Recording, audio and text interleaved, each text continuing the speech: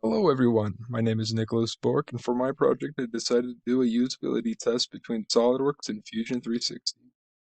The usability test is used to outline the functionality of a product. It achieves this by measuring the amount of time and effort required to perform a certain task.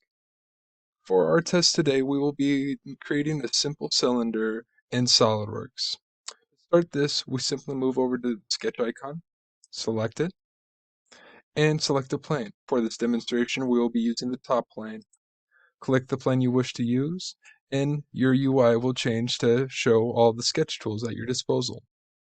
First off, we'll click the circle function, select the origin, and drag out our circle. It doesn't matter the dimensions, we're just dragging out and creating two concentric circles. Next, after you've created your two circles, you're going to select the Smart Dimension tool. We are going to dimension this outer circle 100 millimeters, and the interior circle 50 millimeters. After fully defining this part, simply select Features, Extrude Boss Base, and input 20 millimeters. Then hit this check mark.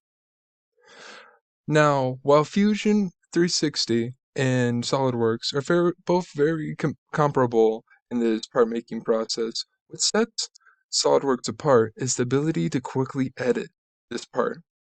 You can quickly achieve this by going to the Equations tab, right-clicking it, selecting Manage Equations. Here you have Dimension View selected, and here you'll be able to see all dimensions are in the part.